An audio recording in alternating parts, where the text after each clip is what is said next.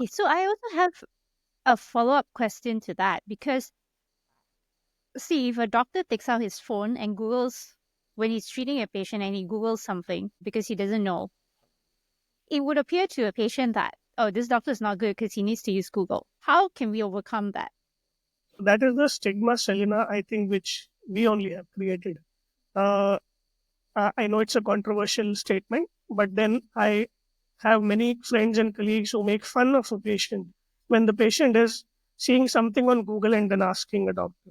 So we tell them that, see, Google is not the correct way to do about things. But then we don't tell them why it is not and what they should do instead. Because sometimes we don't have time. It's natural. We are packed up in our schedule. We don't have time to talk to them about all this. Um, and sometimes we don't know ourselves as well. And then when we do the same thing next time in front of the patient, why will the patient not point out that, doctor, you tell me that Google is not good to look for answers, but then you are searching for Google in front of me?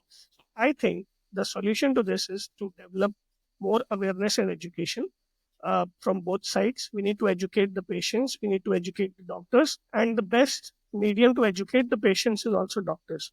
Because when a doctor tells me something, I can trust it more. So when my doctor tells me that use this healthcare focused LLM instead of using Google, and then come up with answers, and then we'll discuss it. And even I will work with you. We'll go on the LLM together and we'll search for answers to sort your problem. What should be the main focus? The main focus should be to treat the patient and to relieve the patient. Whatever the means, be it Chat GPT, be it Google, be it anything, of course, with human supervision, human doctor supervision. But then we have to take the initiative, Selena. I think in this, it will take time. The stigma is deep rooted. Over the last few decades, it has been done. But now with AI, we have an opportunity to change that. Because back then, the doctor is the one that knows everything. He's the one that has all the answer. And now you're saying that he may not have all the answers, but Gen AI may have all the answers. Artificial intelligence may have all the answers. How do we navigate this? Because then why would a patient require a doctor now if artificial intelligence has all the answers for the patient? So, as I told you, Selena, artificial intelligence is only going to give you information and knowledge.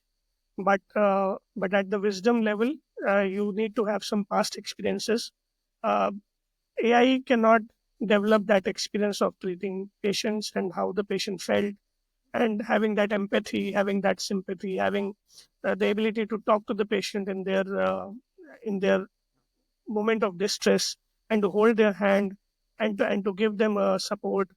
I think all these things are not going to come from AI in at least few decades to come.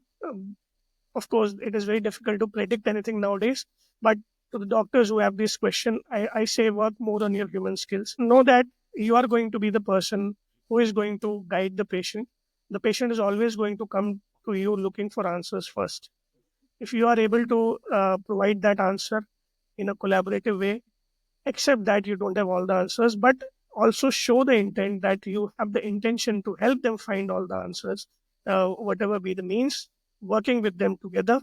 Because the patients are now more empowered with these tools, they have knowledge at their hand. They need not come to you. So now it becomes sort of more responsibility falls more on our shoulders, that we have to reach out to our patients, and we have to listen to them. We have to help them understand.